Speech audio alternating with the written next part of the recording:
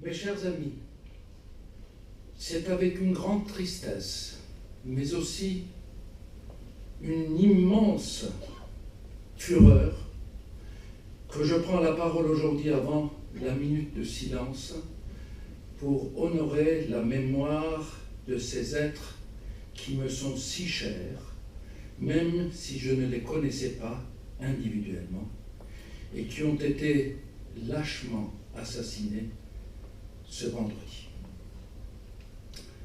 La guerre à laquelle nous assistons, bien malgré nous, n'est pas une guerre de religion, mais une guerre de l'obscurantisme contre nos valeurs issues en grande partie des Lumières.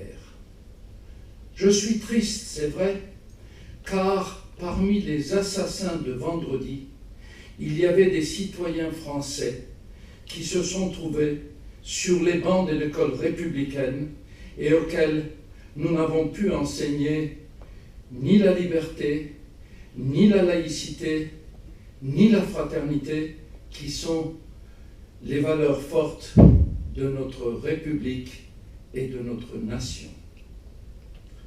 La veille de ces odieux attentats, je représentais la conférence des directeurs des écoles françaises d'ingénieurs au ministère de l'Éducation nationale, de l'enseignement supérieur et de la recherche en tant qu'ambassadeur de la réserve citoyenne.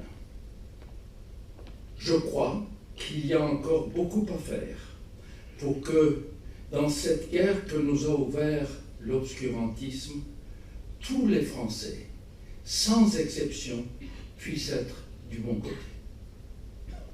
Platon disait qu'on ne pouvait guère reprocher à un enfant d'avoir peur de l'obscurité. En revanche, il est inadmissible, après avoir vu la lumière, de revenir à cette obscurité. Chaque individu qui prend les armes du côté de l'obscurantisme dans cette guerre, après avoir été à l'école républicaine, est quelqu'un à qui nous n'avons pas pu faire aimer la lumière. Mes chers amis, ces gens-là, tels l'aveugle de Descartes, ont envie de nous entraîner dans la cave pour nous faire abandonner nos propres armes. Mais la France saura combattre ces fanatiques tout en gardant l'esprit de liberté qui nous est tellement cher et qu'ils veulent anéantir à tout prix, mais que nous ne lâcherons jamais, jamais, jamais.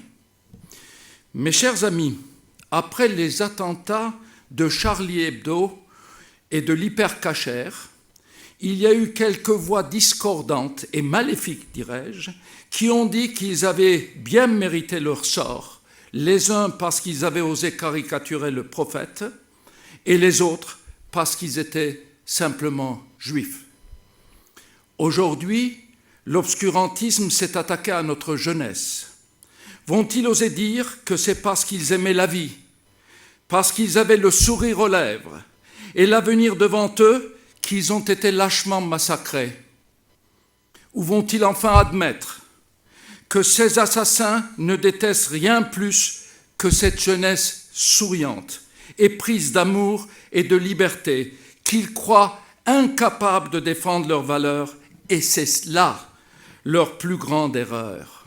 Mes chers amis, comme je vous l'ai dit tout à l'heure, nous sommes en guerre, mais cette guerre, nous ne la gagnerons pas simplement avec les armes, mais aussi en faisant prospérer nos idées, en faisant partager notre amour de la laïcité, qui promeut l'autonomie morale et intellectuelle des personnes, la liberté de conscience, ainsi que la pleine égalité de leurs droits au sein de la communauté républicaine.